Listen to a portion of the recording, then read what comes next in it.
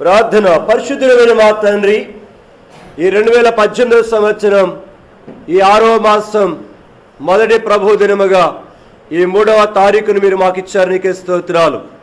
నీ సన్నిధిలో చేరి నీ బల్ల చుట్టూ చేరి రావడానికి కొరకే మీరు ఇచ్చిన అవకాశాన్ని బట్టి నీకే స్తోత్రాలు. నాకంటే చిన్నవారు గొప్పవారు నీతిమంతులు భూమి మీద లేరు. దౌర్భాగ్యుడైన నన్ను ఇంకా భూమి మీద మీరు ఉంచారు. కారణం ఒకటే, నేను ఇంకా సరి చేయబడవలసినది ఉన్నది, నేను ఇంకా చక్కబడవలసి ఉన్నవి, నీ కొరకే చేయవలసిన పని ఇంకా అలా పడి ఉన్నది. దయగల ప్రభువా, దాని కొరకే నన్ను సంసిద్ధపరచు. దయగల ప్రభువా, తినటానికి తాగటానికి సుఖించడానికి కాదు, నీ పని కొరకే నన్ను సిద్ధపరచు. దయగల ప్రభుదేవా, ఏ రోజు ఏమి చేయాలో ఆ రోజు ప్రణాళిక కొరకే నన్ను సిద్ధపరచండి. దయగల ప్రభా, ఆ రోజు నేను దాన్ని సంపూర్తిగా నిర్వర్తించడానికి సహాయం చేయి. అప్పుడే నా లెక్క నేను పూర్తిగా చేయగలను, లేకపోతే అంత పెండింగ్లో ఉండిపోతుంది. దయగల ప్రభా, సహాయం చేయి. నీ ఆత్మ చేత నన్ను సంధించు. చేరువచ్చిన మమ్మల్ని అందరూ కూడా దర్శించండి. వాక్యము నీది, మాటలు నీవి కాబట్టి కేవలము నన్ను ఆనాడు బాప్తిస్మిచ్చి యోహాను అన్నాడు, నువ్వు ఎవరు అంటే నేను ఆయన నోటి నుంచి బయలువెడలే శబ్దం, అందుకంటే నేను ఇంకేం కాదు. ప్రభువా, నన్ను కూడా అలాగనే మీరు పరిపూర్ణంగా ఉంచండి. నా సొంత సంబంధమైన ఏదైనా కూడా బయటికి రాకుండా కీర్తన 141:3 ప్రకారంగా దాన్ని కాపు పెట్టు, భద్రపరచు. వందనములు చెల్లిస్తూ మరొకసారి 51 యెషయా 16 కోరుకుంటున్నాను. ప్రభువైన యేసు, అలాగనే కీర్తన 119, 130, 133 కోరుకుంటున్నాను. మా అందరి పక్షముగా ద్వితోపదేశకాండం 32:2 కోరుకుంటున్నాను. సహాయం చేయి. నా ప్రభును నా రక్షకుడునైన యేసుక్రీస్తు ప్రభు వారి యొక్క శక్తి కలిగిన వచ్చే నామమున వందనములు చెల్లించి ప్రార్థిస్తున్నాను తండ్రి, ఆమేన్. మన భాగాన్ని చదువుకుందాం.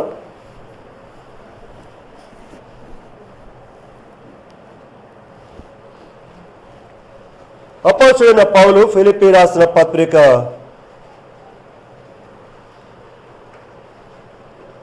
3వ అధ్యాయం 12వ చరణం మనమందరం కలిసి చదువుకుందాం. అపోస్తలుడైన పౌలు ఫిలిప్పీలకు రాసిన పత్రిక 3వ అధ్యాయము 12వ చరణం.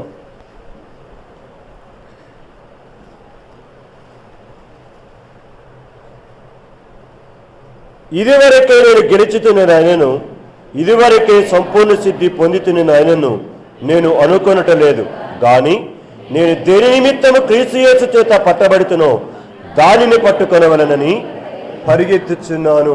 చాలు. దేవుడు ఈ పరిశుద్ధ లేఖన భాగములను మరొకసారి మన కొరకై ఆశీర్వదించి దీవించునుగాక. దేవుని సన్నిధిలో గతంలో నాతోటి కొంతమంది బాప్తీసం తీసుకోవాలన్నాను అన్నారు. మరి వారు ఎందుకు ముందుకు రాలేదు నాకు తెలియదు. మరి ఈరోజు కూడా వచ్చారో లేదు నేను కన్సరి గమనించలేదు. మరి అప్పుడు అన్నారు, ఇప్పుడు ఇటుపోయారు, మరి ఎందుకు అర్థం కాలేదు. సో నేను ఇప్పుడు తీసుకోండి అని బలవంతం నేను చేయట్లేదు. నేను అడగదలుచుకోలేదు కూడా, అడగదలుచుకోలేదు. ఎందుకంటే అది ఎవరికెవరి యొక్క వ్యక్తిగతమైన విషయం. చెప్పాలి నేను ఇట్లా కాదు ఇలాగని మార్గం అని చెప్పాలి. చెప్పిన తర్వాత వినకపోతే మీది తప్పు, చెప్పకపోతే నాది తప్పు అవుతుంది. సో అది కాబట్టి ఈ విషయంలో నేను ఒకటే చెప్తున్నాను, ఈ లోకములో చదువుకోవాలని ఆశిస్తున్నావు, ఈ లోకములో ఉద్యోగం కావాలని ఆశిస్తున్నావు, ఈ లోకంలో పెళ్లి చేసుకోవాలని ఆశిస్తున్నావు, ఈ లోకలు ఇల్లు కట్టుకోవాలని ఆశిస్తున్నావు, మరి ఈ లోకలు దేవుని కొరకే బతకాలని ఎందుకు ఆశించట్లేదు అది ప్రశ్నిస్తున్నాను నేను. ఇవన్నీ ఇచ్చింది ఆయన, మళ్ళీ చదువుకోవటానికి ఈ బుద్ధినిచ్చింది ఆయనే, ఇల్లు కట్టుకోవటానికి సామర్థ్యాన్ని ఇచ్చింది ఆయనే, బతకటానికి ఆరోగ్యాన్ని ఇస్తుంది ఆయనే, ఇచ్చింది అన్నీ ఆయనే. మరి ఆయన కోసం బతకడానికి ఎందుకు ఇష్టపడవో ప్రశ్నించుకోండి. ఆయన దయ లేకపోతే ఈ లోకములో ఫ్రాక్షన్ ఆఫ్ సెకండ్, కను రెప్ప పాటు కూడా భూమి మీద బ్రతకటం అసాధ్యం. దాన్ని ఎప్పుడు మర్చిపోవాలి. సో దేవుని సన్నిధిలో దేవుని కొరకే బతకటానికి ఎందుకు అంత ఆరాటం లేదో, ఏంటిదో కారణం, దానికి బదులుగా ఏమి నీ మనసులో హృదయంలో చోటు చేసుకుంటున్నాయో ఒక్కసారి విశ్లేషించుకో, ఎనలైజ్ చేసుకో.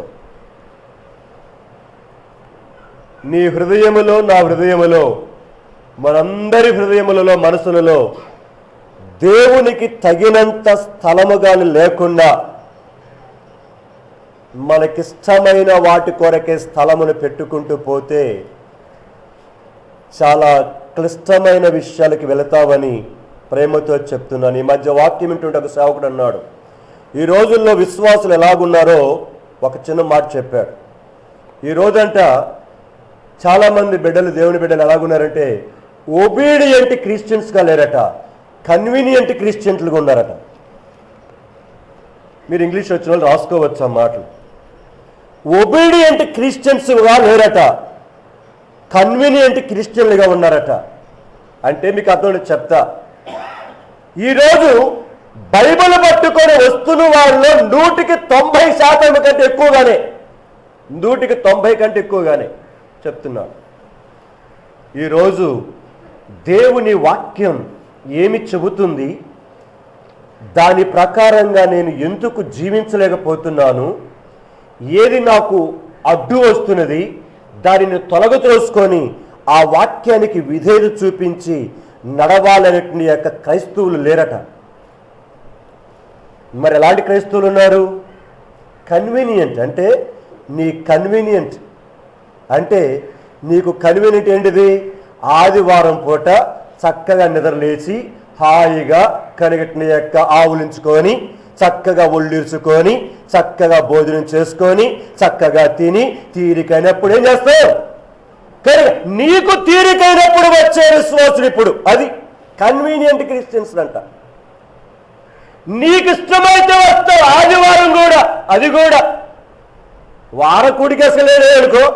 అదేమంటే ఇల్లు కట్టుకుంటున్నారు, పెళ్లి చేసుకుంటున్నారు, ఈ జీవితాలు సాగుతుంది. ఎవరి కోసం చేసుకుంటున్నావు? నీ కోసం. అది దేవుని కోసం చేస్తున్నావా? చెప్. కన్వీనియంట్ క్రిస్టియన్లు అంట. ఆ మాట అంటే నాకు చాలా బాధ అనిపించింది. నిజం, ఆ మాట చాలా వాస్తవం. కన్వీనియంట్, నాకు ఏదో కన్వీనియంట్ సమయం ఉంటే త్యాగం చేసుకుంటున్నా, లేకపోతే లేదు. అది కూడా సమయం ఉంటే చూస్తున్న బైబిల్ ముఖం, అది కూడా లేకపోతే లేదు. బైబిల్ ముఖం చుట్టం కూడా లేదు. సమయం ఏదో దొరికితే ఎప్పుడో ఆ ప్రార్థనకు వచ్చి అటు కూర్చుంటున్నా. కన్వీనియంట్ క్రిస్టియన్స్ మనం. దేవుడు కూడా నాకు సమయం లేదులేని నీ సంగతి కూడా వదిలేస్తే ఎక్కడుంటావు ఇప్పుడు? నాకు కూడా కన్వీనియంట్గా లేదు, చాలా బిజీలో ఉన్నాను, ప్రపంచమంతా నీ సంగతి పట్టించుకునే సమయం లేదంటే ఎక్కడుంటావు అక్క? నువ్వు ఎక్కడుంటావన్నా నువ్వు? ఆయన కన్వీనియంట్ని చూసుకొని చూసే దేవుడు కాదు. మనం తయారయ్యామట, మనం తయారయ్యాం. నీ కన్వీనియంట్గా నువ్వు వచ్చేట్లయితే ఇంటి దగ్గరే తిరుగు. ఎందుకు ఇక్కడ మందిరం? నేను మొన్న కూడా చెప్పాను, మొన్న కూడా యవనస్తుల కోడికలో సంపాదించుకోవాలనుకుంటే, ఆశీర్వదించబడాలనుకుంటే దేవుని నమ్ముకోవాల్సిన పని లేదండి. అర్థమైంది? నేను చెప్తున్న మాట జాగ్రత్త వినండి. ఆశీర్వదించబడాలి, నీ పిల్లలు బాగా చదువుకోవాలి, నీ పిల్లలు బాగా పెళ్లిళ్ళు కావాలి, మంచి ఇల్లులు కట్టించుకోవాలి, మంచి ఉద్యోగం రావాలి, యేసు ప్రభు నమ్ముకోవాల్సిన పని లేదు. ఎందుకు అంటే బైబిలును విశ్వసించిన వాళ్ళు లోకములో ఏం చేస్తున్నారు? గొప్పగా చదువుకుంటున్నారు లేరా? బోల్డ్ మంది ఉన్నారు. మంచి ఉద్యోగం సంపాదించుకున్న వాళ్ళు లేరా? బోల్డ్ మంది ఉన్నారు. మంచి ఇల్లు కట్టించుకున్న వాళ్ళు లేరా? బోల్డ్ మంది ఉన్నారు. చక్కని పెళ్లిళ్ళు చేసుకున్న వాళ్ళు లేరా? బోల్డ్ మంది ఉన్నారు. పోన్, ఎందుకు బైబిల్ తీసుకొని ఇక్కడికి వచ్చేది అనవసరంగా? పోన్ కరిగా అనవసరం టైం వేస్ట్ ఇది. ఆదివారం కొడుకు రావటము, పనిమాను కొరికకి రావటము, ఎందుకు ఇదంతా? పోన్, లోకం జరిగాడు. లోకంలో అయితే బాగా ఏ అభ్యంతరం ఉండదు, ఏ ఆటంకమో ఉండదు.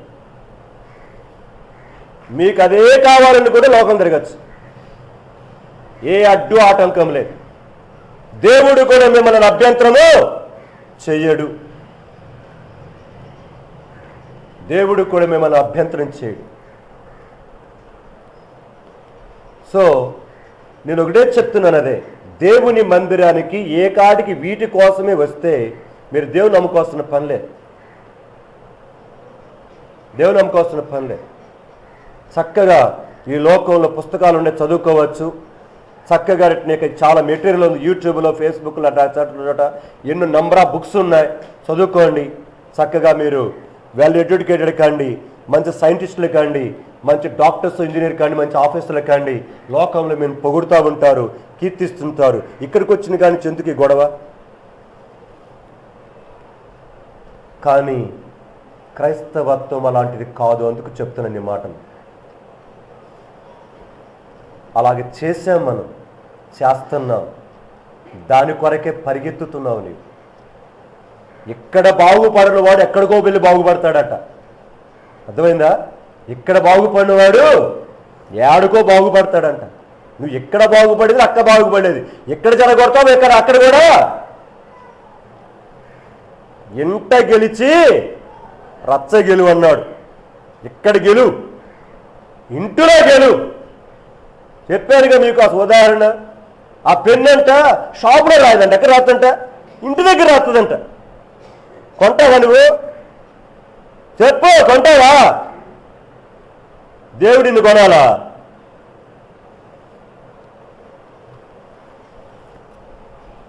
కనుకనే దేవుని సన్నిధిలో భవిష్యత్తు దినములు మనం అనుకున్నంత సులువైనవి కావు. అది ప్రాముఖ్యంగా చెప్తున్నాను నేను. మనం అనుకున్నంత సులువైనవి కావు. మనకంటే కాలము చేసిన వారే ధన్యులు.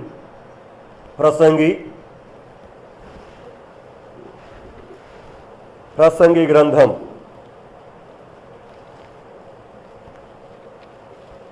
4వ అధ్యాయం మొదటి 3 వచనాలు అందరం కలిసి చదువుకుందాం. చాలా చక్కని వచనం. ఎన్నిసార్లు చదువుకోవచ్చు ప్రసంగి గ్రంథం. జీవితాలను అద్భుత రీతిగా మలుస్తుంది. మరి ముఖ్యంగా యవనస్తులు, చదువుకునే వాళ్ళు, మాకి లోకమే శాశ్వతం అనుకునే వాళ్ళు బాగా చదవండి వచ్చిన ఈ యొక్క అధ్యాయాలు. ప్రసంగి గ్రంథంలో 12 అధ్యాయాలు ఉంటాయి. చదవండి అద్భుత రీతిగా. చదువుతో 4వ అధ్యాయం మొదటి 3 వచనాలు. పిమ్మట సూర్యుని క్రింద జరుగు వివిధమైన అన్యాయ క్రియలను గురించి నేను యోచించి తిని, బాధింపబడి వారు ఆదరించు దిక్కు లేక కన్నీళ్లు విడిచెదురు. వారిని బాధించు వారు బలవంతులు గనుక ఆదరించు వాడెవడునూ లేకపోయెను. కాబట్టి ఇంకను బ్రతుకుచున్న వారి కంటే ఇంతకు ముందు కాలము చేసిన వారే ధన్యులనుకొంటిని. ఇంకను పుట్టిన వారు సూర్యుని క్రింద జరుగు అన్యాయపు పనులు చూచి ఉండని హేతు చేత ఈ ఉభయుల కంటే వారే, కడుపులో ఉన్నవాడే ఇంకా ధనుడంట. వీళ్ళిద్దరి కంటే, చచ్చిన వాడి కంటే బతికిన వాడి కంటే కడుపులో వాడు ఇంకా ధనుడంట. ఓరకనే రాయల ఈ మాటలు, అనుభవంతో రాశాడు, ఆత్మతో రాస్తున్నాడు. కారణం, దినములు, ముందు ఉన్న దినాలు మంచివి కాదు, చెడ్డవి. సో చెడ్డ దినాలు వస్తున్నాయి అంటే మనం ఏం చేసుకోవాలండి? జాగ్రత్త ఎక్కువ చేసుకోవాలి. అర్థమవుతుంది కదా? జాగ్రత్త ఎక్కువ చేసుకుంటాం. ఆ మంచి దినాలు అని అనుకుంటే అంత జాగ్రత్త తీసుకో. మంచి దినాలు కాదు, చెడ్డ దినాలు వస్తున్నాయంటే మన జీవితంలో జాగ్రత్త పరుచుకుంటాం. కానీ ఈ రోజున క్రైస్తవత్వంలో ఏమని చేసా, మంచి దినాలు కాదు, రాబోయే దిన చెడ్డ దినాలంటే ఇంకా నిర్లక్ష్యం ఎక్కువైపోయింది.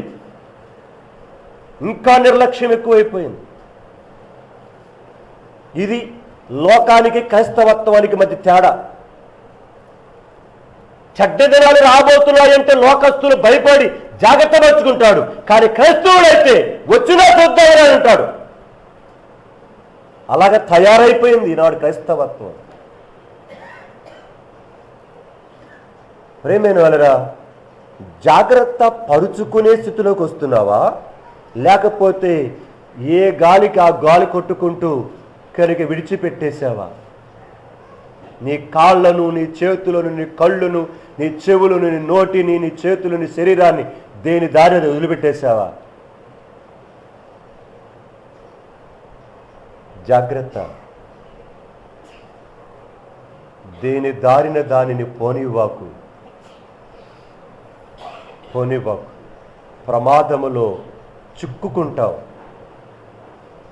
ఆ తర్వాత ఏసేపు కన్నీళ్లు విడిచుచు మారు మనసు పొందగోరి అవకాశము దొరకగా విసర్జింపబడిను. ఏం చేయబడ్డాడ? విసర్జింపబడిన.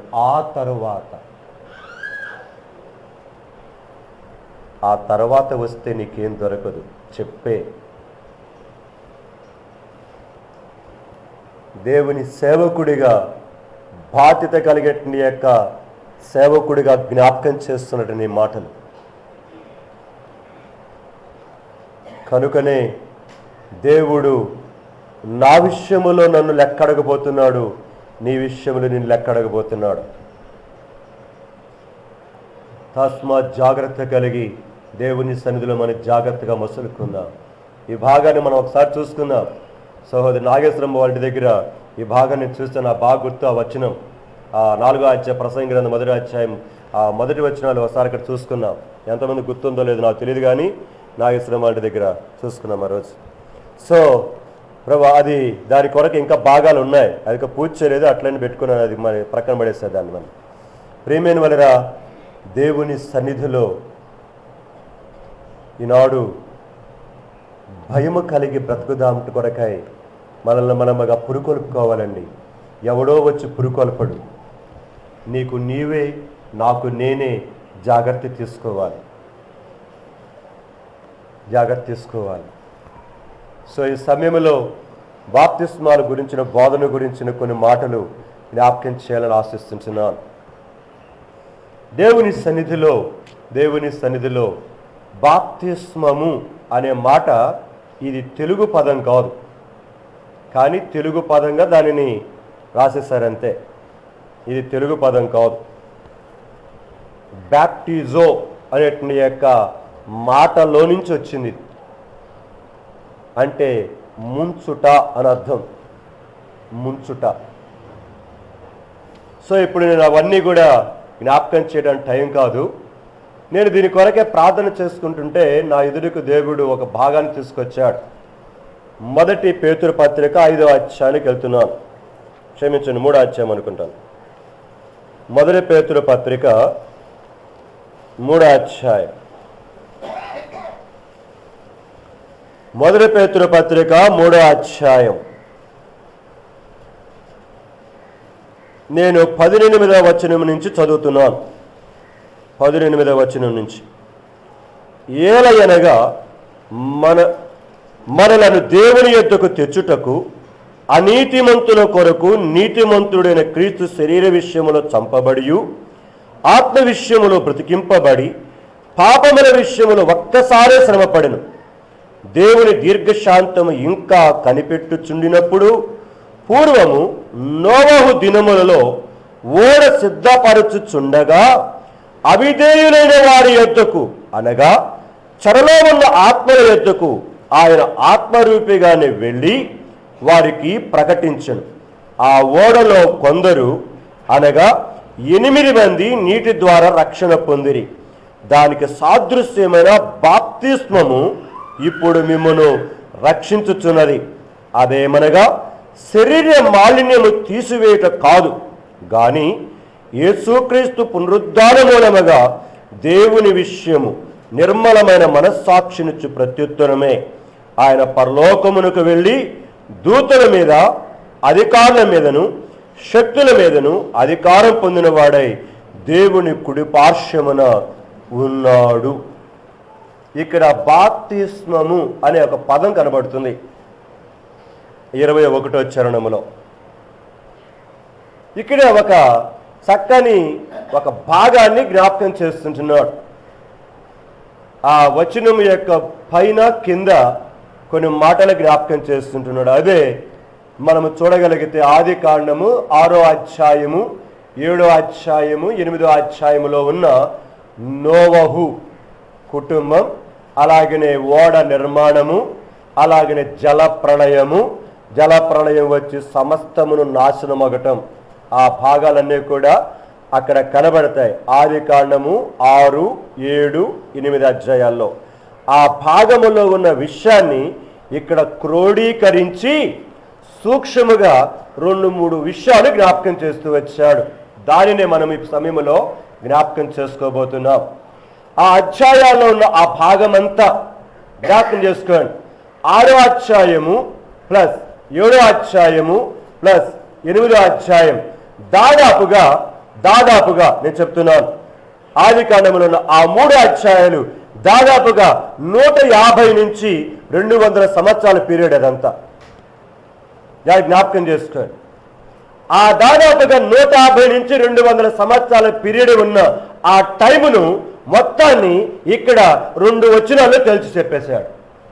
ఈ మొదటి పేతురు పత్రిక 3వ అధ్యాయంలో అక్కడ మన 3 చాప్టర్స్ వాడాడు, ఇక్కడ మన 2 వచనాలే వాడాడు. దేవుడు చాలా ఆశ్చర్యమైనవాడు. దేవుడు ఆ దినాలలో ఉన్న ఆ సంఘటనను గురించి ఇప్పుడు వ్యక్తపరుస్తూ ఉన్నాడు, తెలియపరుస్తూ ఉన్నాడు. ఎందుకు? వినేసి వెళ్ళిపోవటానికి కాదు. మన జీవితంలో మనము జ్ఞానోపదేశము పొందటానికి, బుద్ధి తెచ్చుకొని మనమును సరిగా నడుచుకోవటానికి. సో ప్రియమైన వాళ్ళరా, దేవుని సన్నిధిలో బాప్తిస్మము తీసుకోవాలని ఆశ కలిగిన వాళ్ళు కానీ, బాప్తిస్మం అంటే భయపడుతున్న వాళ్ళ కొరకు కూడా పోయిన వారం కొన్ని మాటలు చెప్పా. అక్కడికి మీ ఇష్టం అది ఏమని చెప్పాను పోయిన వారం? మర్చిపోయినారా? లూకాసు సువార్త 7:30 ఏం చదువుకున్నాం? దేవుని సంకల్పం అది.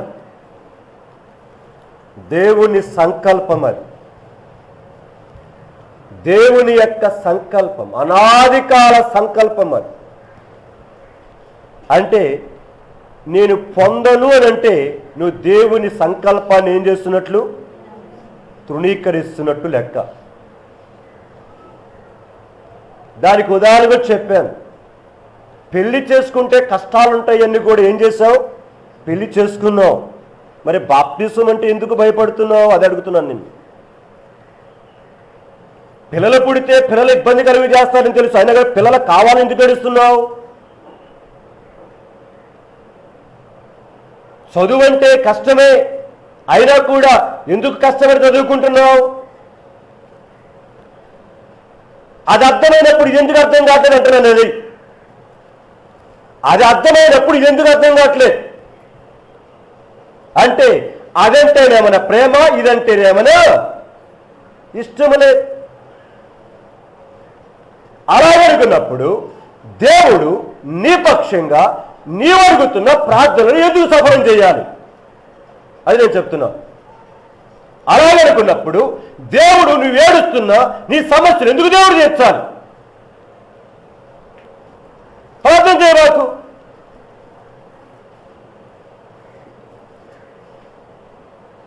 ప్రేమైన వలన దీనిని సరి అయిన విధంగా గ్రహించుకోవడానికి ప్రయత్నించేయండి. మీరు దేవుని సన్నిధిలో దేవుడు మనందరూ కూడా ప్రేమిస్తున్నాడు.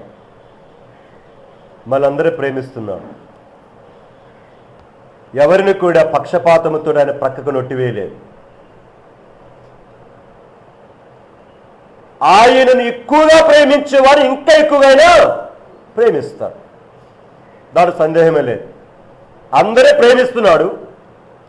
అయితే ఆయన ఎక్కువగా ప్రేమించేవాడు ఆయన ఇంకా ఎక్కువగా ప్రేమిస్తుంటాడు. అయితే ప్రేమ మాత్రం అందరికి సమానమే. సో ఆ విషయాన్ని మర్చిపోవాలి. సో దేవుని సన్నిధిలో నీకు అర్థం కావడానికి కొరకే ఒకవేళ అనుమానం ఉంటే ఒక ఎగ్జాంపుల్గా చెప్తాను. మీరు 3 పిల్లలు అనుకోండి. మీకు 3 పిల్లలు ఏం చేస్తారు చెప్పండి? నోరు లేదా, లేదా తిని రాలేదా? ముగ్గురు పిల్లలు ఏం చేస్తారు? ముగ్గురిని ప్రేమిస్తారు. ప్రేమ ఆ మాట దగ్గర వస్తున్నాం మనం. ముగ్గురిని ప్రేమిస్తారు, కానీ ఒక్కరిని మాత్రం ఇంకా ఎక్కువ మంది ప్రేమిస్తారు. ఎందుకు? వాడినేవాడు కాబట్టి. బైబిల్లో ఉంది, యోసేపును యాకోబు ఏం చేశాడు? ప్రేమించాడు. అంటే మిగతా ద్వేషించాడా? లే, వాళ్ళే ప్రేమించాడు. కానీ యోసేపును ఇంకా ఎక్కువగా. కారణం ఏంటంటే చెప్పిన మాట వినేవాడు. మంద కూడా అంతే, మంద కూడా అంతే. దేవుడు అందరూ ప్రేమిస్తున్నాడు, దాని సందేహమే లేదు. కానీ ఆయన ఎక్కువగా ప్రేమించేవాడిని, ఆయన కట్టడలను గౌరవించేవాడిని, ప్రతి పరిస్థితులలో ఆయన మీద ఆధారపడేవాడిని ఆయన ఇంకా ఎక్కువగా చారదీస్తాడు, ప్రేమిస్తాడు. దాంట్లో స్వార్థం అది కాదు. అది స్వార్థం ఎట్లవుతుంది? స్వార్థం కాదు. ఇంకో విధంగా అర్థం చెప్తాను మీకు అర్థం అవటానికి. పెళ్లి చేసుకున్నారు భార్యాభర్తలు. జాగ్రత్త వినండి. భార్యాభర్తలు ఇప్పుడు అమ్మాయి అబ్బాయి ఏమయ్యారు? ఇప్పుడు భార్యాభర్తలు అయినారు. ఎంతమంది ఎవరు వాళ్ళు? భార్యాభర్తలు కాదు, ఇంతకుముందు ఎవరు? అమ్మాయి అబ్బాయి. ఇప్పుడు ఏమైనారు? భార్యాభర్తలు అయ్యారు. ఇప్పుడు భర్త భార్య విషయంలో కోరుకునేది ఏంటంటే, నా భార్య ఎప్పుడు పరపురుషుని ఆశించకుండా నన్నే ప్రేమించాలని ప్రతి భర్త ఏం చేస్తాడు? కోరుకుంటాడు లేదా? చెప్పండి, మగాళ్ళు చేతులెత్తండి. చేతులెత్తండి. మీరు చేతులెత్తండి కదా కోరుకుంటేనే అర్థం. నువ్వు ఇంకొని చూసుకోమ్మని ఏ జానన్న చెయ్యొద్దండి. కోరుకుంటారా పెళ్లి చేసుకునే వాళ్ళు? మరి చేతులెత్తండి. ఏంది ప్రతి భర్త కోరుకుంటాడా లేదా అడుగుతున్నా. నా భార్య పరపురుషుడు ఎవరిని ఆశించకుండా చచ్చేంత కాలం నన్నే ప్రేమించాలి అని కోరుకోవటము తప్ప? చెప్పండి, తప్ప? తప్పు కాదు. అలాగనే భార్య కూడా నా భర్త నేను చనిపోయేంత కాలం మరి ఎవరిని వల్లక నన్నే ప్రేమించాలని ప్రతి భార్య కోరుకుంటుంది. దేవుడు కోరుకోవడం తప్పు అంటావు ఇప్పుడు? చెప్పండి. ఇప్పుడు ఆయన నీకు ప్రాణం ఇచ్చినాడు, ఆయన. అర్థమైందా? ఇప్పుడు సమస్తాన్ని ఇచ్చిన ఆయన నన్నే ప్రేమించాలని కోరుకోవడం తప్ప? అది కాదు. దేవుని తర్వాతే నీ భార్య అయినా నీ భర్త అయినా. అది నీ భర్త భార్యగా మీ ఇద్దరి విషయంలో, మీరు మీ భర్త విషయంలో కనుక మీ భర్త తర్వాతే ఎవరైనా, అలాగే నీ భార్య తర్వాతే ఎవరైనా సరే. ఒకవేళ ఆ ప్రేమే కానీ పక్కకి వెళితే నీకెలాగుంటుంది నీకు తెలుసు సంగతి. పరలోకమందున దేవుడు కూడా అదే చెప్తున్నాడు. నన్ను ప్రేమించు ముందల. నన్ను ప్రేమించటం నేర్చుకుంటే నీ భర్తను ప్రేమించటము, నీ భార్యను ప్రేమించటం నీకు చేతనవుతుంది.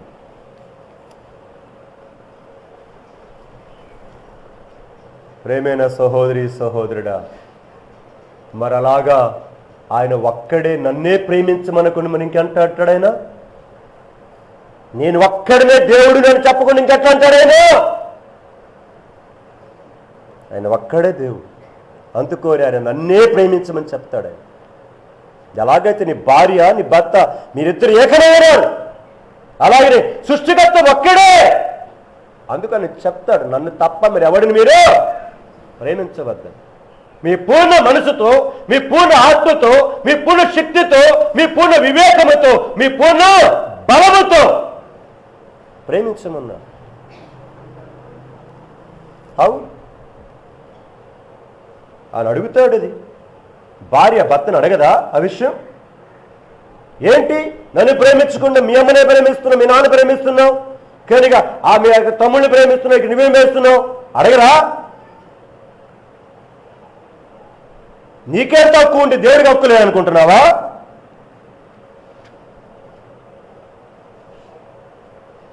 కనుకనే దేవుని సన్నిధానములో మనముగా వ్యక్తిగతంగా పరిశీలన చేసుకుందాం. మన జీవితములలో దేవుని సన్నిధిలో మన హృదయాలను విప్పి పరిశీలన చేసుకుందాం. దేవుని కొరకై మనం ఎలాగా ముందుకు అడుగేస్తుంటున్నాం?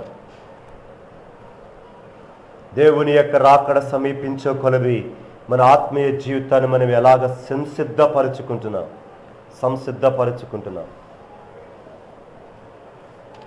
సో దేవుని సన్నిధిలో మన జీవితాన్ని జాగ్రత్త పరుచుకుందాం. ఇక 2-3 విషయాలు మీకు జ్ఞాపకం చేసి నేను ముగిస్తాను. 1 పేతురు పత్రిక 3వ అధ్యాయం 21వ వచనం నేను చదువుతున్నాను. ముందుగా, దానికి సాదృశ్యమైన బాప్తిస్మము అన్నాడు. దేనికి సాదృశ్యమైన? దానికి సాదృశ్యమైన అని అన్నాడు. అంటే ఆ పై వచనాల్లో ఉంది 20వ వచనం దాకా. దానికి సాదృశ్యమైన ఏంటిది?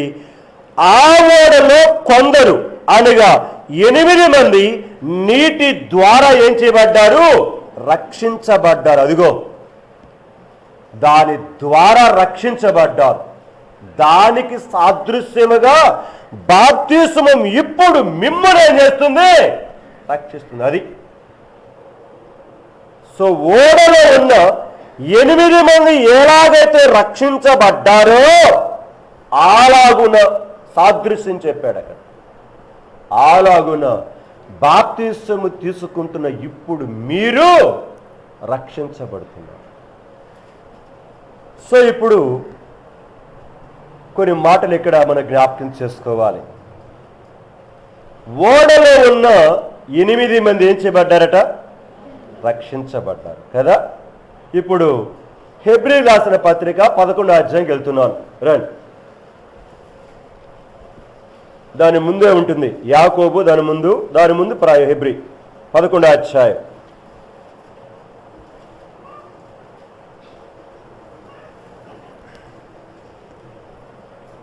7వ వచనం చదువుతున్నాను. హెబ్రీ 11:7. విశ్వాసమును బట్టి నోవహు అది వరకు చూడని సంగతులను గూర్చి దేవుని చేత హెచ్చరింపబడి భయభక్తులు గలవాడై తన ఇంటి వారి రక్షణ కొరకు ఒక ఓడను సిద్ధము చేసెను. అందువలన అతడు లోకము మీద నేరస్థాపన చేసి విశ్వాసమును బట్టి కలుగు నీతికి వారసుడాయను. గమనించాలన్నమాట. ఈరోజు నీవు కూడా నేను కూడా వారసులం కావాలి.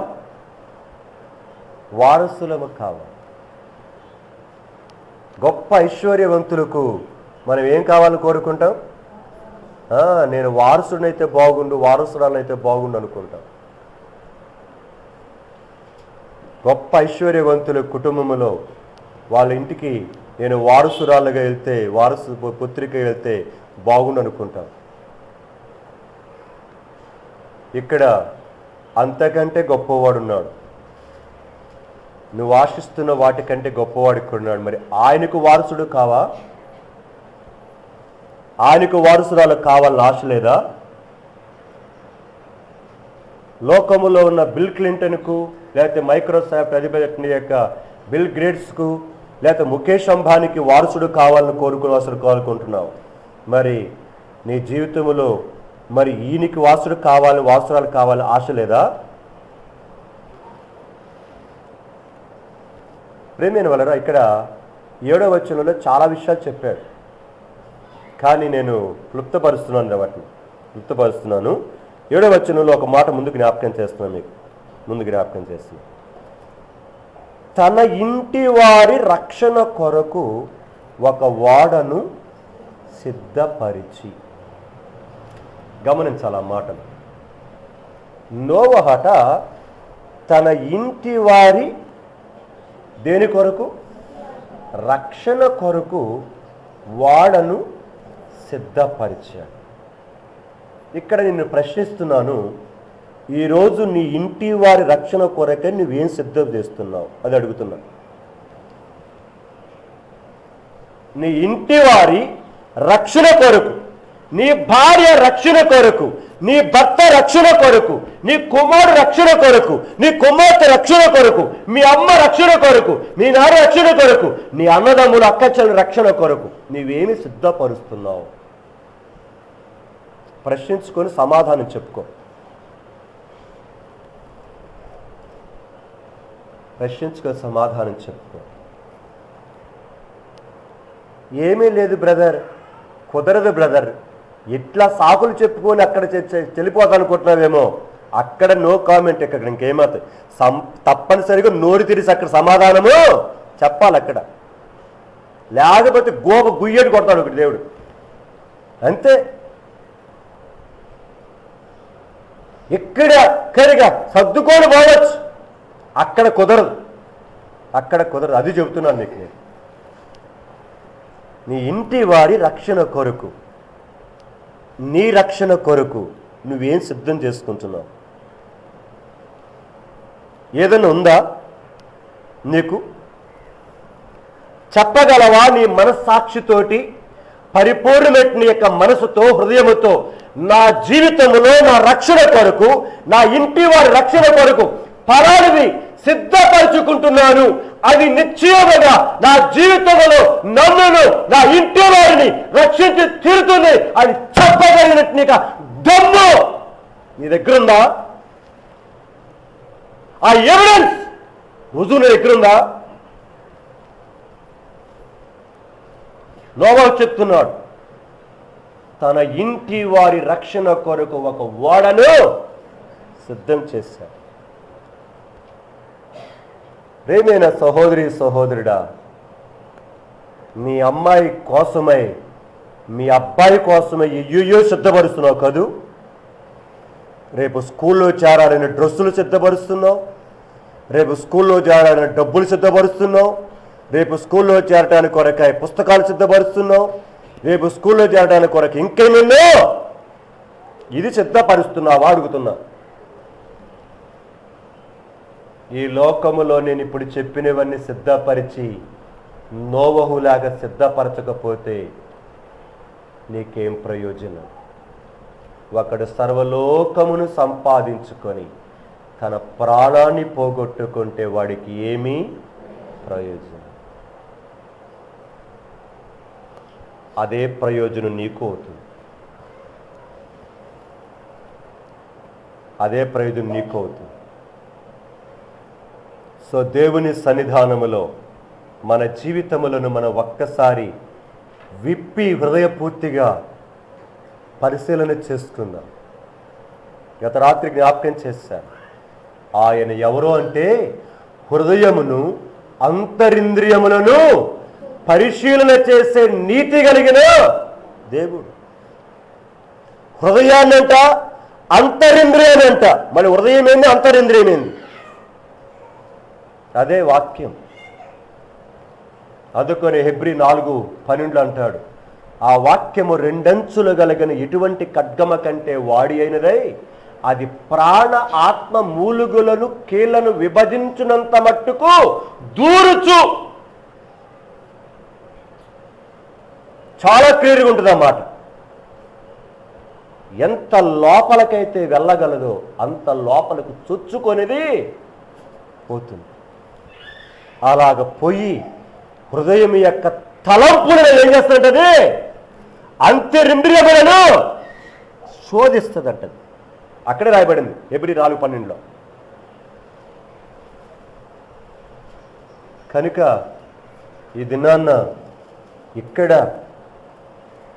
ఒకవేళ 4 మడత పెట్టేసి 4 తిరగేసి ఎందులే అని అనుకుంటూ పోయామనుకో, ఆ 4 కోస్తాడు దేవుడు, రేపు తెగ కోస్తాడు దేవుడు. రేపు చేసిన తెగ కోస్తాడు. నాకు గుర్తుకొచ్చింది అవన్నీ. క్రీస్తు శకం 2వ శతాబ్దం, 1వ శతాబ్దము, 2, 3 శతాబ్దాలు. నాలుకను బయటికి లాగి, అర్థమైందా? క్రైస్తవులు నాలుకను పట్టకర్ర పెట్టుకొని బయటికి లాగారు. లాగి ఒక మేకు తీసుకొచ్చి దూలానికి దిగకొట్టి చిత్రహింస చేశారు. తెలుసునా? నువ్వు యేసు ప్రభువుని వదిలిపెడితే ఈ బాధ నీకు ఉండదు. నాలుకను లోపల నుంచి లాగారండి బయటికి, మేకు పెట్టి దిగ కొట్టారు. క్రైస్తవులు పడిన పాట్లు కోశారు. రేపు యేసయ్య ఇప్పుడు నువ్వు ఆడుకుంటే రేపు దేశయ్య నీతోటి ఆడుకోవాల్సి వస్తుంది. ఇది కృపాకాలం. కృపాకాలము గడిచిపోక మునిపే అందుకొని యేసుక్రీస్తు ప్రభు వారు కానీ, బాప్తిస్మిచ్చి యోహాను కానీ పరిచర్య చేసే ప్రారంభంలో ఏం మాట్లాడారండి? పరలోక రాజ్యము సమీపించినది, మారువలస పొంది సువార్తను నమ్మని. అప్పుడే ప్రారంభించారు. దేవుని రాజ్యము సమీపించింది, మారువలస పొంది సువార్తను నమ్మని.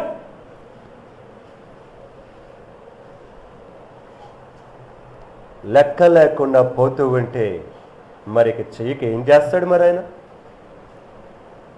చెయ్యికి ఏం చేస్తాడు?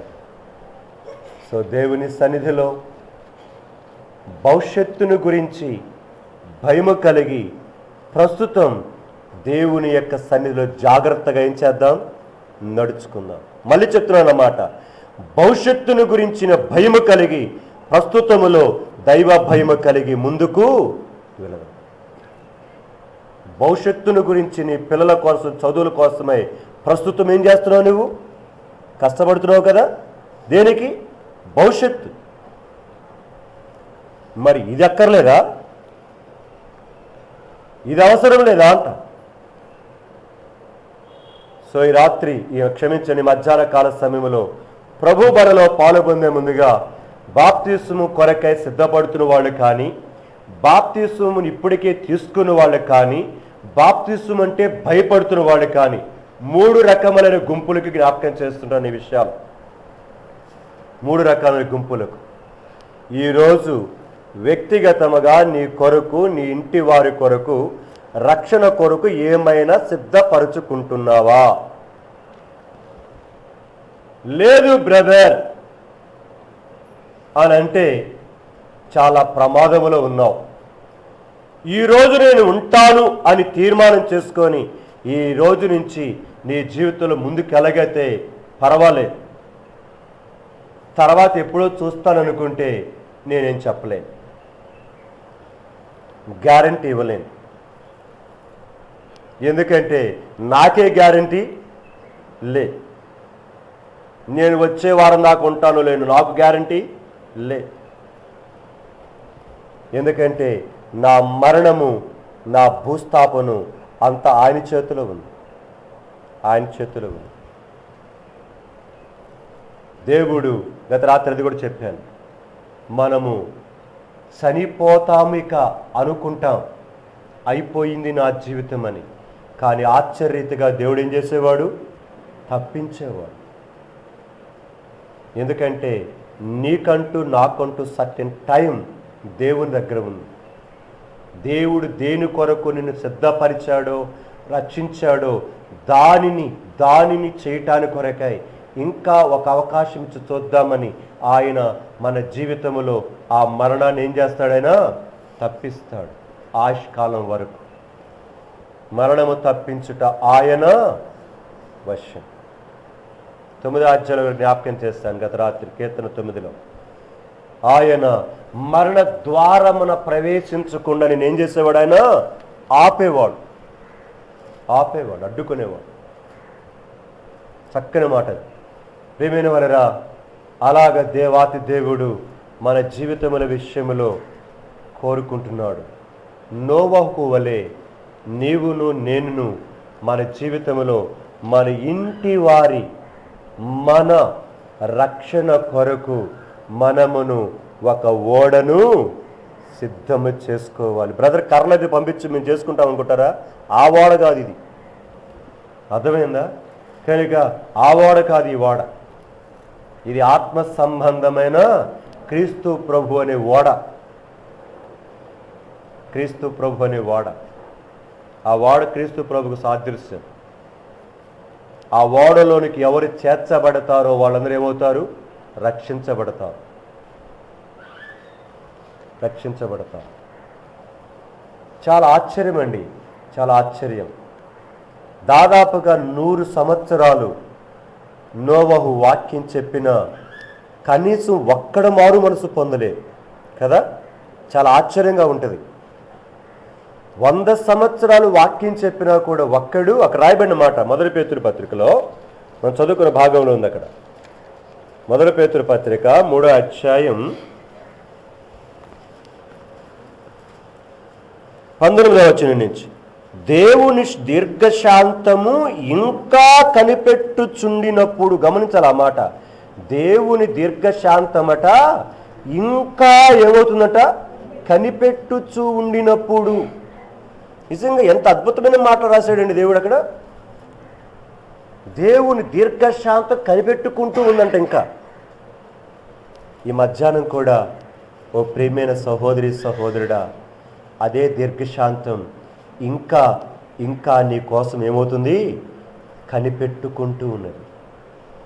దేవుని దీర్ఘశాంతము ఇంకా కనిపెట్టుచుండినప్పుడు పూర్వము నోవహు దినములలో ఓడ సిద్ధపరచబడుచుండగా అవిధేయులైన వారి యొద్దకు, అనగా చెరలో ఉన్న ఆత్మల యొద్దకు ఆయనే ఆత్మరూపిగా వెళ్ళి వారికి ప్రకటించెను. ఒక ప్రక్కన ఓడ సిద్ధపరచబడతా ఉంది, మరొక ప్రక్కన దేవుని యొక్క దీర్ఘశాంతము కనపరచబడతా ఉంది, మరి ప్రక్కన అవిధేయుల యొద్దకు దేవుని వాక్యము వెళుతూనే ఉన్నది. చూడండి దేవుని యొక్క ఆ అద్భుతమైన ప్రేమ. దీర్ఘశాంతము కనపరచబడతానే ఉంది, ఇంకో ప్రక్కన ఓడ కూడా ఏమవుతా ఉంది? కనబడతా ఉంది, కంటికి రెడీ అవుతుంది. మరొక ప్రక్కన వాక్యము ఆపకుండా ప్రకటించబడతానే ఉంది.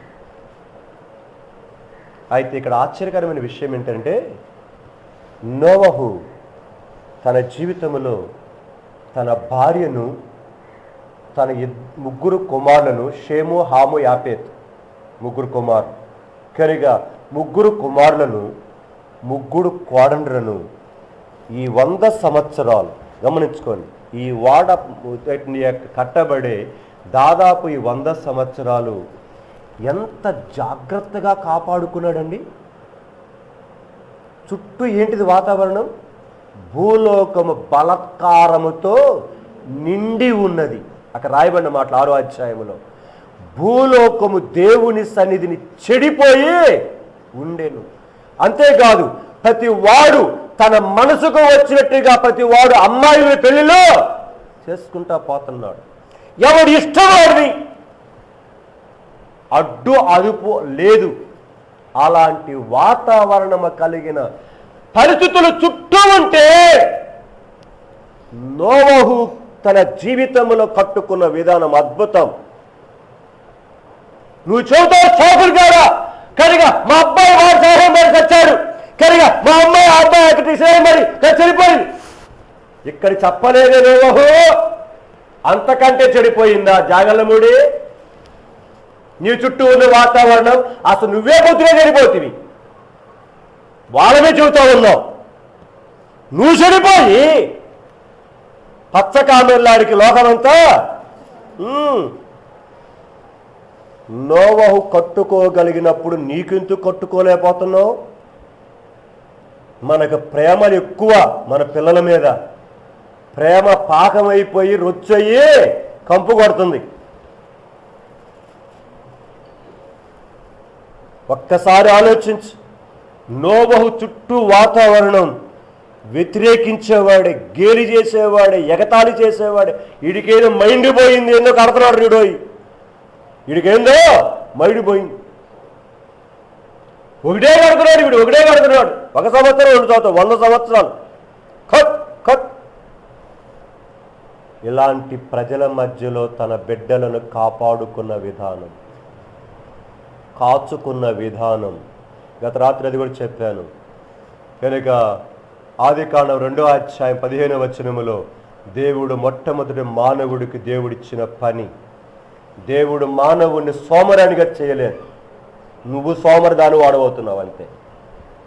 దేవుడు మొదటిగా నరుని చేసి ఏదేని తోటలో పెట్టి ఏం చేశాడు? దాని కాయమన్నాడు, దాని సేద్యము చేయమన్నాడు. నువ్వే సోమరిపోతువే, దేవుని పని పాట లేక పడేసి తిరుగుతున్నావు. నాకేం పని అనుకుంటున్నావు నువ్వు?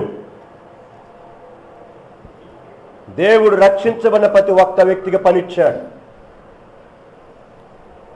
ఆటలాడుకోవడానికి కొరకు కాదు, బొమ్మ బొరుసులు ఆడుకోవడానికి కొరకు కాదు. సో నీకు ఒక పని ఉంది. నీ ఇంటిని నీ ఇంటిని సేద్యము చెయ్యి. ఇది జాత కాదు, పక్కనే సేద్యం జరగబడిస్తాం మన జీవితంలో. ఇంటి సేద్యం చేస్తాం జాత కాదు, పక్కనింటిని ఈ సేద్యం చేసుకో, ఇది కాపాడుకో, పక్కన అడిగే దగ్గరికి వెళ్ళు.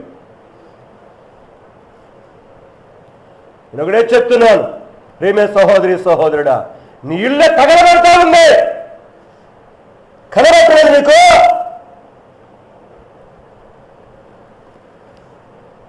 నీ ఇల్లే తగలబడతా ఉంటే ఎక్కడికో పోయినా చేద్దామంటారు జీవితం అరిగెత్తున్నావు. ముందర ఎక్కడ తగలబడుతుంది సరిచేయి. ఎవడో మెహర్బాని కొరకు, ఎవరో మెప్పుడు కోసం చేస్తున్న పనిలే. ముందర నిన్ను నీవు కట్టుకో, నీ ఇంటిని కట్టు. కాపాడటానికి కొరకు నిన్ను కాపలాదానిగా పెట్టాడు దేవుడు. ఏమనుకుంటున్నావు? సేద్యం చేయకుండా, కాపలా కాయకుండా దేశం తిరిగి వస్తామనుకుంటున్నా? కనుక జాగ్రత్త. దేవుని భయం కలిగి, దైవ భయం కలిగి ప్రవర్తిద్దాం మన జీవితంలో. దేవుడిచ్చిన పనిని, కాచే పనిని, సేద్యం చేసే పనిని పక్కన పడేస్తావా? ఎలా ఉంది? కట్టగలుగుతున్నావా? నోవహు వలె తాను తన ఇంటి వారి కొరకే నోవహు ఒక ఓడను సిద్ధపరిచెను. ఆల్రెడీ చేసేసాడు. నువ్వు చెప్పగలవా? గుండె మీద చేసుకొని నువ్వు చెప్పగలవా అంట. సో మన జీవితాలను, మన ఇంటి జీవితాలను జాగ్రత్తగా కట్టుకుందాం. రక్షణ అనే ఓడలో ఉన్నారా? లేకపోతే కనుక కప్పలాగా గొంతులు వేస్తున్నారా? నిజంగా ఆ భాగం చదువుతుంటే నోవహు జీవితంలో 100 సంవత్సరాలు తన భార్యను, తన కుమారులను, తన కుమార్తెలను ఏం చేశాడండి? చాలా చక్కగా కాచాడు. ప్రక్కనే ఉన్నారు ఇల్లులు, చెడిపోతున్న గుంపులు, అయినా కూడా తన వారిని ఎంత జాగ్రత్తగా కాపాడుకున్నాడు. నిజంగా నేను అనుకుంటాను, ఎంతగా కన్నీరు కార్చుంటాడో, ఎంతగా జాగ్రత్త తీసుకొని ఉంటాడో, ఎంతగా ప్రేమించుంటాడో, ఎంతగా వారిని గద్దించుంటాడో, ఎంతగా దేవుని సన్నిధిలో ఏడ్చుంటాడో. అయ్యా, చుట్టూ వాతావరణం చనిపోయింది, నన్ను నా ఇంటి వారిని జాగ్రత్తగా కాపాడుకుని జ్ఞానం దయచేయి, తెలివి దయచేయి. ప్రియమైన వాళ్ళరా, ఎప్పుడైతే మన జీవితంలో ఆ దేవుని భయం అనేది వస్తుందో తప్పనిసరిగా దేవుడు మనతో ఉంటాడండి. మన కన్నీటిని దేవుడు వృధా చేయడు.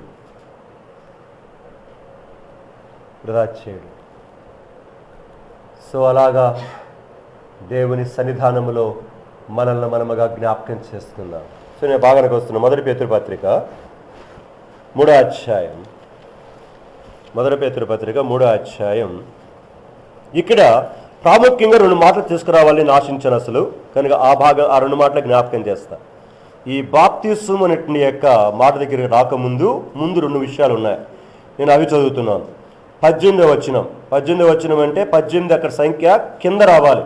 మీరు జ్ఞాపకం చేసుకోండి, కింద నోట్ చేసుకోండి. అది కనుక ఆ 18 అంకెను చూసారా, ఆ అంకె కింద లైన్లో పడాలి, అక్కడ ప్రింటింగ్ తప్పడింది. ఏలయనగా మనలను దేవుని యొద్దకు తెచ్చుటకు, అది మొదటి మాట జ్ఞాపకం చేసుకోండి. బాప్తిస్మములో పాలు పొందబడటానికి ముందుగా మనము దేవుని యొద్దకు ఏంటట అక్కడ రాయండి, ఏలయనగా మనలను దేవుని యొద్దకు తెచ్చుటకు. అది సో మనం దేవుని యొద్దకు తీసుకురాబడ్డాలి. దాని కొరకై సాధనాలు దేవుడు కల్పిస్తున్నాడు. దేవుడు దాని కొరకై ఎన్నో కార్యాలు చేస్తుంటున్నాడు.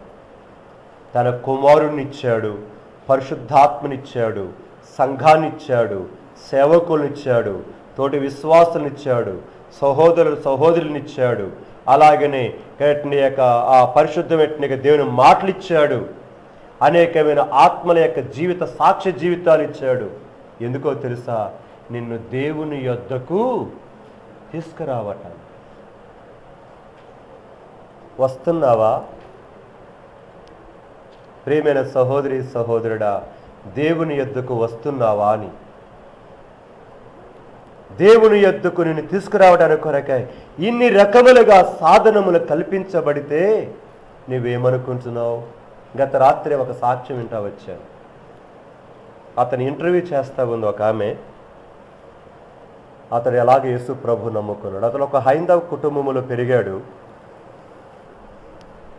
సేమ్ కనుక నా వయసు అతను కూడా 67 అట డేట్ ఆఫ్ బర్త్. అయితే తనకి చిన్నప్పటి నుంచి తనకు చాలా రకరకాల ప్రశ్నలు ఉండేవి. మరి దేవుళ్ళు మరి ఎంతమంది ఎందుకుంటున్నారు అనేటి యొక్క ప్రశ్న ఉండేది. రెండోదిగా మరి మనుషులమైన మనం ఒకరోజు ఎప్పుడైనా చచ్చేదే కదా, మరి ఎందుకు ఇలాంటి రకరకాల విషయాల గురించి అనుమానం ఉంటూ ఉండేదట తనకు. దాని కొరకే తాను చాలా పుస్తకాలు చదువుతూ ఉండేవాడట. మొదటి నుంచి కూడా చిన్నప్పటి నుంచి బుక్ రీడింగ్ హ్యాబిట్ తను చేసుకున్నాడు. ఇది మంచి అలవాటు అండి. ఎవరైనా సరే పుస్తకాలు చదవటం అలవాటు చేసుకోండి. మంచి హ్యాబిట్ అది, మంచి హ్యాబిట్. కేర్గా బుక్ రీడింగ్ హ్యాబిట్ అంటే దానికి చాలా చేదు. అలాగనే చిన్నప్పటి నుంచి కవిత్వాలు రాయాలని కూడా ఆశ అంటారు, కవిత్వాలు రాయాలని. అలాగనే సినిమాలకు పాటలు రాయాలని ఆశట. సినిమాలకు కవిత్వాలు రాసి అలాగా స్క్రిప్ట్ రాసి సినిమాలు తీయాలని కూడా ఆశ అంట అతనికి. అలాగ ఉండే ఇలా ఉంటుండగా నేను మొత్తం ముగిసి క్లుప్తంగా చెప్పేస్తాను. ఒకరోజు గుడ్ ఫ్రైడే 1990 సంవత్సరం, అది 1990 సంవత్సరం. కేరుగా గుడ్ ఫ్రైడే రోజు వాళ్ళ ఫ్రెండు, చాలా కాలం నుంచి తన ఫ్రెండే కానీ ఎప్పుడు వాడు అసలు చర్చికి రమ్మన్నవాడు కాదట. కానీ కేరుగట్టిగా ఆ రోజు రమ్మన్నాడట. తాను వాళ్ళ అమ్మ వాళ్ళు కూడా చెల్లెలు అంట, మొత్తం 4 ఇంట్లో వెళ్ళారు. దేవుని మందిరానికి వెళ్ళారు. మందిరికి వెళ్ళిన తర్వాత ఇక వాడి కోసం కూర్చున్నాడు, అంతే. వాడి కోసం కూర్చున్నాడు. వీడేంద్ర నన్ను తీసుకొచ్చి ఇక్కడ కూర్చోబెట్టాడు అనుకుంటున్నాడు. అయినా కూడా ఇక 7 యొక్క మాటలు, యేసు ప్రభు శిలువలో పలికిన మాటల గురించి ఒకటి చెప్తున్నారు. ఇది హైదరాబాద్లో జరిగిన సంఘటన. సరే, అయితే ఇలాగా వాక్యం అంతా చెప్తున్న తర్వాత తనకు కొన్ని వాక్యాలు, అంటే 7 చెబుతున్నారట. 7 కొన్ని వచనాలు జ్ఞాపకం చేస్తున్నారు. అందులో యోహాను సువార్త 3:16 అందరికీ తెలిసిన మాటే. దేవుడు లోకమును ఎంతో ప్రేమించెను అనే మాట. ఆ మాటలట చదువుతుంటే పెద్ద అక్షరాలా కనబడినాయి అంట దానికి. బైబిల్ అట పెట్టేసరికి ఇంతలా తాటికి అక్షరాలు కనబడుతున్నాయి అంట దానికి. దేవుడు లోకమును ప్రేమించెను అనే ఆ 3 పదాలు ఏంది ఎట్లా కనబడుతుంది అనుకున్నాడు. తర్వాత నశించు అనే మాట, తర్వాత నిత్య జీవం అనే మాట తను బాగా ఫోకస్ చేస్తున్నాయి అంట. నశించటము, నిత్య జీవం అంటే దేవుడు లోకాన్ని ప్రేమించి నశించిపోకుండా నిత్య జీవం ఇవ్వటానికైనా వచ్చాడు అనేది తన ప్రశ్నలకు సమాధానం ఏదో దొరికినట్టుగా తనకు అనిపించిందంట. చనిపోయిన తర్వాత ఇది ఇంతే కదా అనుకుంటుంటే, నశించిన దానిని వెదకి రక్షించడానికి, నిత్య జీవం ఇవ్వటానికి ఇదేందో కొత్తగా ఉంది అని అలాగనే కూర్చొని వినటం ప్రారంభించాడు. ఇలాగా ఒక్కొక్క వచనం తనను సంధిస్తూ వచ్చింది. చివరికి తన జీవితంలో అదే మీటింగ్ అయిన తర్వాత అక్కడే తన పాపాలు ఒప్పుకొని విడిచిపెట్టాడు. తర్వాత 1997లో తన వివాహమైనట. తర్వాత సింగపూరు, హాంకాంగ్ ఆ ప్రాంతాల్లో జాబ్ చేస్తూ ఉండేవాడు. తన భార్య కూడా కొంత పని చేస్తుండే. తర్వాత దేవుడు తనతో మాట్లాడుతూ వచ్చాడట. రాజీనామా చేసేసాడు. 2000 నుంచి తను దేవుని కొరకై తీర్మానం చేసుకొని సేవ చేస్తూ ఉన్నాడు. ప్రస్తుతం దేవుని కొరకై నమ్మకంగా వాడబడుతున్నాడు. నేను ఎందుకు ఈ మాట చెప్పానంటే, దేవుని యొద్దకు తెచ్చుట కొరకై దేవుడు అక్కడ సాధనాన్ని ఏం చేశాడు? వాడాడు.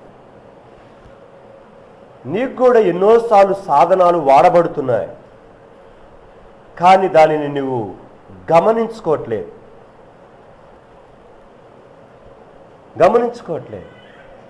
సో దేవుడు వాడుతున్న సాధనాలను, దేవుడు తన దగ్గరకు నేను తెచ్చుకోవడానికి కొరకు వాడుతున్న సాధనాలను నిర్లక్ష్యం చేసుకుంటూ పోతే ఇక నీ ఇష్టం. ఎందుకంటే సమయం నా చేతిలో లేదు కదా, ఆయన చేతిలో ఉంది. కాబట్టి దాని కొరకు జ్ఞాపకం చేస్తుంటున్నా. సో మొదటి విషయం నేను చెప్పాలనుకుంది, కనుక ఏలయనగా ఏమన్నాడు? ఏలయనగా మనలను దేవుని యొద్దకు తెచ్చుటకు, మొదటి విషయం. రెండవ మాట నేను కేంద్రీకరించాలనుకున్నది ఇక్కడ చూడండి, 21వ వచనంలో ఉంది. 21వ వచనంలో నేను చదువుతున్నాను మొదటి నుంచి. దానికి సాదృశ్యమైన బాప్తిసం ఇప్పుడు మిమ్మల్ని రక్షించుచున్నది, అదేమనగా శరీర మాలిన్యము తీసివేయుట కాదు. ఆ మాట గమనించాలి. ఏందంట? శరీర మాలిన్యము తీసివేయుట కాదు. రక్షణ మారు మనసు అంటే కేవలము శరీరాన్ని శుభ్రం చేసుకోవటం కాదు. శరీరాన్ని శుభ్రం చేసుకోవటానికి కొరకు ఇక్కడికి రావాల్సిన పని ఏముంది? బయట చాలా ఉండే, లక్ష సబ్బు ఉంది, సొంతూరు సబ్బు ఉంది, డోవు సబ్బు ఉంది, ఎన్నో సబ్బులు ఉన్నాయి, రకరకాల సబ్బులు. నీ ఇష్టం మొత్తం కలిసి రుద్దొచ్చు నిన్ను. శరీర మాలిన్యమును పోగొట్టుకోవటానికి ఇక్కడ రావాల్సిన పనిలే. అందుకో చెప్తున్నాడు, శరీర మాలిన్యమును తీసివేయటానికి కొరకు కాదమ్మా. మరి ఏ మాలిన్యం ఉంది? అసలైన మాలిన్యం ఉంది. పేరు గొప్ప, ఊరు దెబ్బ. అర్థమైందా? పేరంతా గొప్ప అంట, ఊరంట. మనం కూడా అంతే, దానికి చక్కని సరిపోతాం.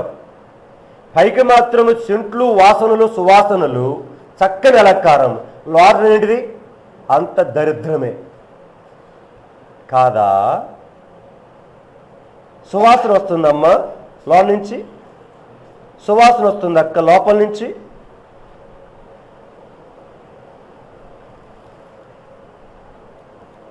ప్రేమైన వాళ్ళరా, మనల్ని మనగా పరిశీలన చేసుకున్నాం. శరీర మాలిన్యము కోసం ఇక్కడికి రావాల్సిన పనులే. శరీర మాలిన్యం తీసుకోవాలంటే బజార్లు చాలా ఉన్నాయి. డాక్టర్ దగ్గరికి వెళ్ళండి, మంచి చెప్తారు, చక్కని యొక్క ట్రీట్మెంట్లు ఇస్తారు. ఇక్కడ రావాల్సిన పనిలే. ఇది శరీర మాలిన్యం కాదు. ఏ మాలిన్యం? చదవండి, గలతీ రాసిన పత్రిక 5వ అధ్యాయం వచనము చదవండి, 19వ వచనం నుంచి. శరీర కార్యములు స్పష్టమై ఉన్నవి, అవేవనగా జారత్వము, అపవిత్రత, కామకత్వము, విగ్రహారాధన, అభిచారము, ద్వేషములు, కలహము, మత్సరములు, క్రోధములు, కక్షలు, భేదములు, విమతములు, అసూయలు, మత్తతలు, అల్లరితో కూడిన ఆటపాటలు మొదలైనవి. వీటిని గూర్చి మునుపు చెప్పిన ప్రకారము ఇట్టి వాటిని చేయువారు దేవుని రాజ్యమును స్వతంత్రించుకొననేరని మీతో స్పష్టముగా, అదిగో సందేహమే లేదు, స్పష్టంగా చెప్తున్నాడు. అతను దాదాపుగా 15-16 ఉన్నాయి. ఈ దరిద్రతలో ఏదుందో చూసుకో. శరీర మాలిన్యం పోగొట్టుకోవటానికి కాదు. ఇదిగో ఆత్మ లోపల ఉంది, చూసావు? దేవుడు లేకుండా, దేవుడి వాక్యము లేకుండా, ప్రార్థన లేకుండా, దేవుని సహవాసము లేకుండా, దైవ భయము లేకుండా ఇదిగో ఉన్న చూడు, ఇక్కడ చెత్త ఉంది చూడండి. రోమీ రాసిన పత్రిక, ఇంకా చాలా చెత్త ఉంది. రండి, రోమీ రాసిన పత్రిక 1వ అధ్యాయం 28 నుంచి. తమ మనసులో దేవునికి చోటీన, మరి దేవుని చోటు అయిపోతే ఇంకేముంటాయి? చదవయ్యా. చేయరాని కార్యములు చేయుటకు దేవుడు భ్రష్ట మనసుకు వారిని. ఈ మాట చదువుతున్నప్పుడు చాలా భయం వేస్తుందండి. ఈ మాట చదువుతున్న మీకు ఎట్లుందో కానీ దేవుడట హెచ్చరిస్తాడట, సాధన కల్పిస్తాడట, మాట్లాడుతుంటాడట. ఇక ఏ మాత్రమే కానీ రెస్పాన్స్ లేకపోతే, చెవులు గాని, కళ్ళు గాని, హృదయం గాని, మనసు గాని అప్పగించకపోతే, రెస్పాన్స్ లేకపోతే దేవుడట ఆ పాపం చేయడానికి నేనేం చేశాడట? అమ్మేస్తాడట. పో ఆడుకోపో పాపంతో అంటాడట. అక్కడ రాయబడిన మాట అదే. అర్థమైందా? మళ్ళీ చదువుతున్నాను, నేను చదువుతున్నాను.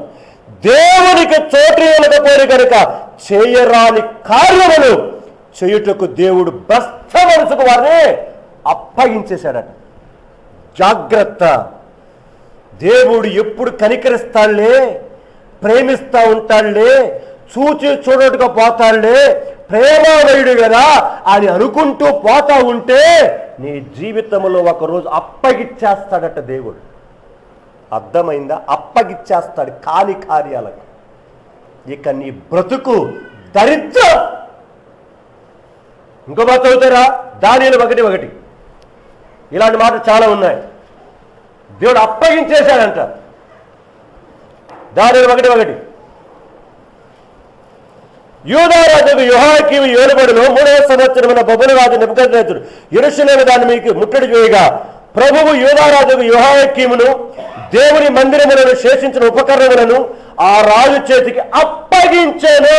అర్థమైందా? దేవుడు ఏం చేశాడంట? అప్పగించేశాడట. తినండి రా వీళ్ళని, తినేసేయండి, మీ ఇష్టం, ఏం చేసుకుంటారో చేసేయండి, వీళ్ళు నా మాట వింటలేదు అని అప్పగించేసేస్తాడట. జాగ్రత్త, స్థితి తెచ్చుకోవాకండి, అది చెప్తున్నాను నేను. భ్రష్ట మనసుకు దేవుడు వారిని ఏం చేశాడంట? అప్పగించును. దాని కింద వచ్చిన మీ తర్వాత చదవని, ఇంటికి వెళ్ళిన తర్వాత ఒక లిస్ట్ ఉంది అక్కడ. రోమీ రాసిన 1వ అధ్యాయంలో మనం చదువుకున్న భాగంలో ఒక లిస్ట్ ఉంది. ప్రేమైన వరరా, ఈ మాలిన్యము తీసివేయటానికి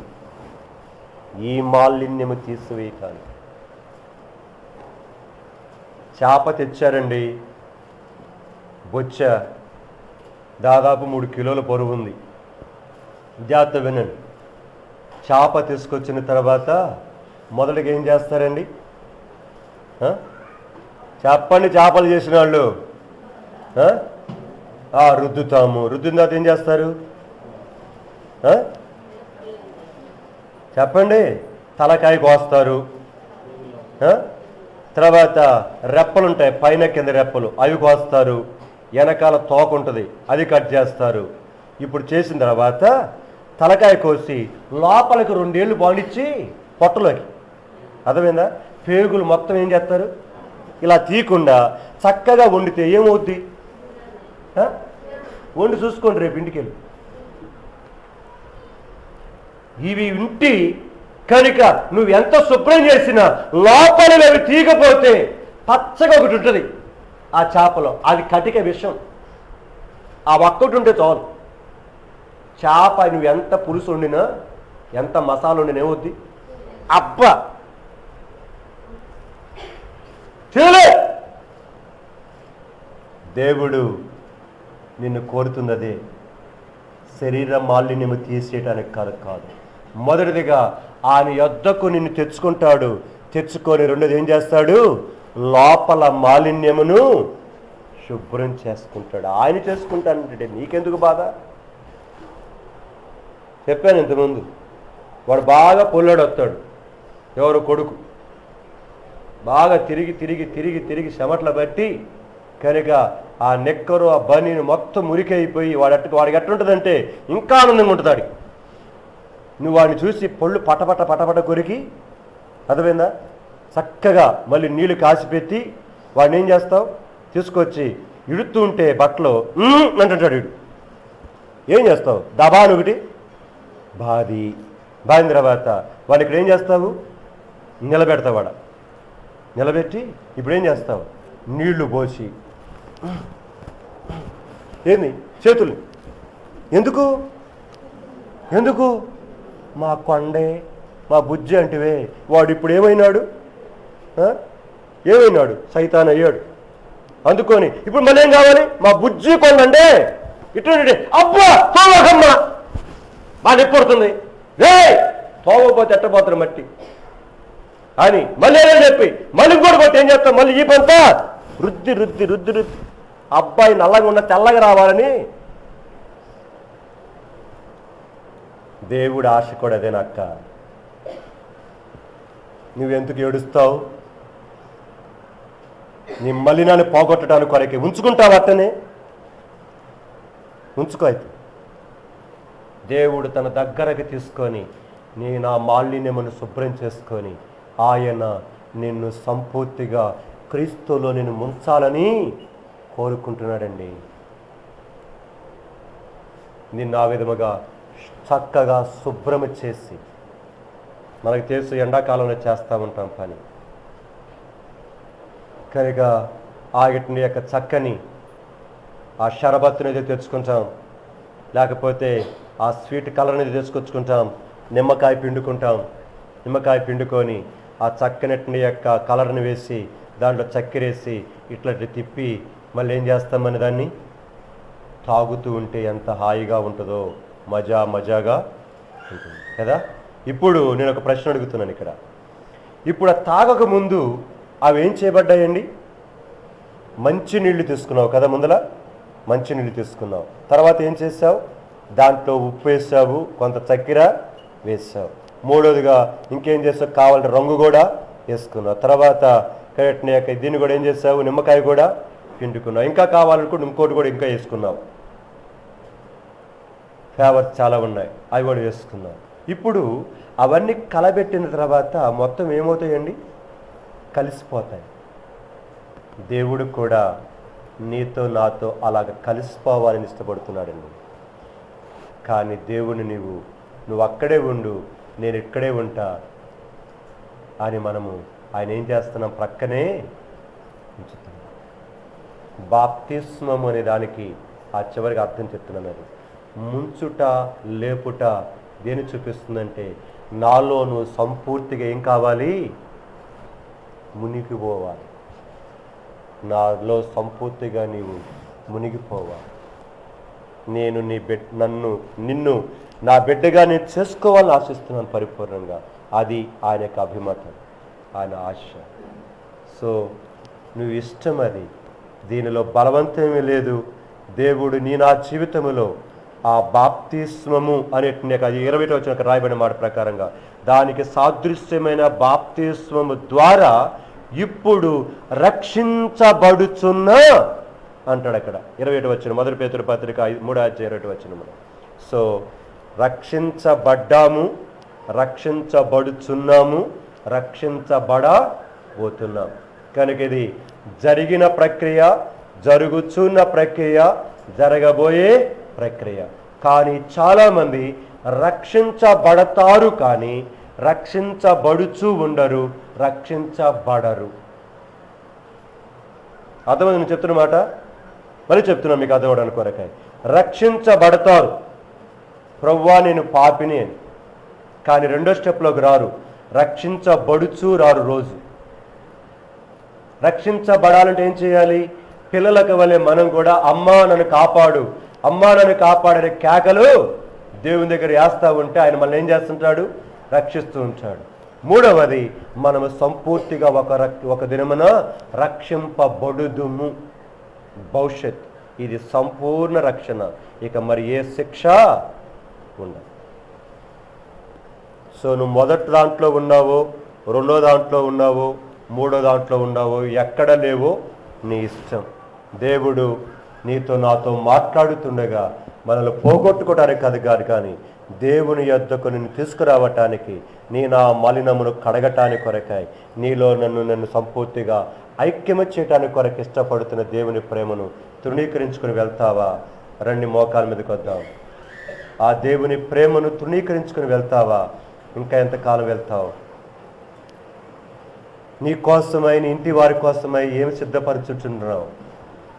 ఇల్లా, పొలమా, వ్యాపారమా, డబ్బునా, బంగారమునా, నక్లీసునా, లేదా కాళ్ళ పట్టాలనా, లేదా ముక్కు కమ్మలనా, చెవి కమ్మలనా, ఏమి సిద్ధపరుస్తున్నావు? నోవహు తాను తన ఇంటి వారి కొరకాయి రక్షణ అనే ఓడను సిద్ధం చేసుకున్నాడు. ఇది తప్ప నువ్వు ఏది సిద్ధము చేసుకున్నా నీవు సమస్తాన్ని పోగొట్టుకుంటావు.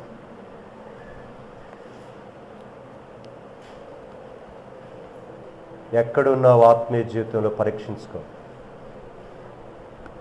కళ్ళు మూసుకొని నీ అంతరంగాన్ని చూసుకో. అటు చూడబాకు, నీ అంతరంగాన్ని చూసుకో.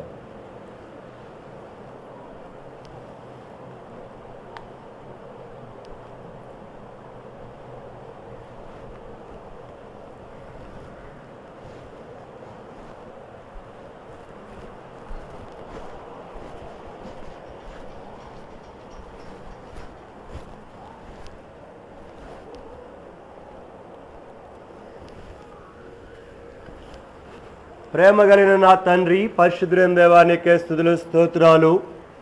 నీ పరిశుద్ధ గ్రంథముల నుండి కొన్ని మాటలు జ్ఞాపకం చేసుకోవడానికి కొరకే సహాయం చేస్తూ వచ్చారు. నీకే వందనములు, స్తుతులు, స్తోత్రాలు చెల్లిస్తున్నాను. మరి సమయంలో 1 పేతురు పత్రిక 3వ అధ్యాయములో నుండి 18వ వచనం నుంచి 21వ వచనం వరకు, అలా హెబ్రీ రాసిన పత్రిక 11వ అధ్యాయం 7వ చరణమును దేవా కొన్ని లేఖన భాగాలు మాకు జ్ఞాపకం చేస్తూ వచ్చారు. నీకే స్తుతులు స్తోత్రాలు. దయగల ప్రభువా, దానికి సాదృశ్యమైన బాప్తిస్మమును అని మాట్లాడుతూ వచ్చారు. దేనికి సాదృశ్యం? అది ఒక చెప్పబడింది. నోవహు తనకును తన ఇంటి వారి కొరకును ఓడ సిద్ధము చేసుకున్నాడట. ప్రభువైన యేసు చాలాసార్లు మా ఇంటి ఓడను సిద్ధం చేసుకోం, పక్కన ఓడలు ఏదో సిద్ధం చేయడానికి బయలుదేరుతాం మేము. దయగల ప్రభువా, మా ఇంటి తగలబడిపోతుంది, నష్టపోతుంది కనుక ఏమాత్రం సరిలేదని దీని గురించిన శ్రద్ధ ఉండదు. ఎక్కడికెక్కడికో మా జీవితాలు చేయడానికి కొరకు వెళ్తాం. యేసయ్య నోవహు తన జీవితంలో ఎంత చక్కగా కాపాడుకున్నాడయ్యా. 100 సంవత్సరాలు తన భార్య, తన కుమారులు, తన కోడలు మొత్తము 6. చుట్టూ వాతావరణం బహు చెడిపోయింది. ప్రభు, అది చెప్పటానికి వీలు కాదు. మీరే సంతాపపడ్డారు. అలాంటి యొక్క భయంకరమైన మనుషులు మేము కూడా చాలాసార్లు మా ఇంటిని మేము కట్టుకోవటం చేతకాక మేము చెడిపోయి, మా అబ్బాయి వాళ్ళ సహవాసం చేశాడు, మా అమ్మాయి వాళ్ళ సహవాసం చేసింది. ఎవరు సహవాసం చేశారు? నువ్వు కట్టుకున్నావు సరిగా? నీ పిల్లల కోసం ఏడుస్తున్నావా? నీ భర్త కోసం ఏడుస్తున్నావా? నీ భార్య కోసం ఏడుస్తున్నావా? నీ కోసం ఏడుస్తున్నావా? నోవహు అంటే శ్రద్ధ ఉందా నీకు? నీకే శ్రద్ధ లేకపోతే నువ్వేం కడతావు వాడా? ప్రభువైన యేసయ్య కనికరించండి. నీ ఆత్మచేత సంధించి మీరు రాయించిన ప్రతి చక్కని మాటల కొరకే నీకే స్తోత్రాలు. ప్రభువైన యేసు ఆ విధముగా తన జీవితంలో తాను భవిష్యత్తు తరముల వారికి నీతిమంతుడిగా తీర్చబడ్డాడని, వారసుడిగా చేయబడ్డాడని వ్రాయబడిన చక్కని మాటల కొరకే నీకే స్తోత్రాలు. అవును, ఈరోజు మేము ఎవరికి వారసులమవుతున్నాం? సాతానికి కాదు, లోక సంబంధమైన ఆచారాలకు అలవాట్లకు కాదు, శరీర సంబంధమైన ఆత్మ మాలిన్య సంబంధమైన వాటికి కరుకు కాదు మేము వారసులమవుతుంది. ప్రభువైన యేసయ్య కనికరించు, నీ కృపలో జ్ఞాపకం చేసుకో. బాప్తిస్మానికి ముందుగా మొట్టమొదటిగా వారిని నీ దగ్గరకు తీసుకోవాలని కోరుతున్నారు.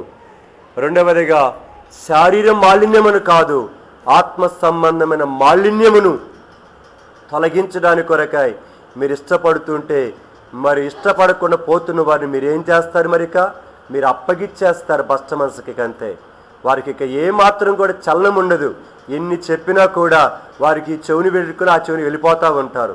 ఇక ఎందుకంటే వాతమయబడిపోయింది మనస్సాక్షిక. మీరు అప్పగించేశారు వారి జీవితాల్లో. ఇక ఏదో బొమ్మలాగే తిరుగుతున్నారు అంతే. సౌలు ఏం జరిగాడు?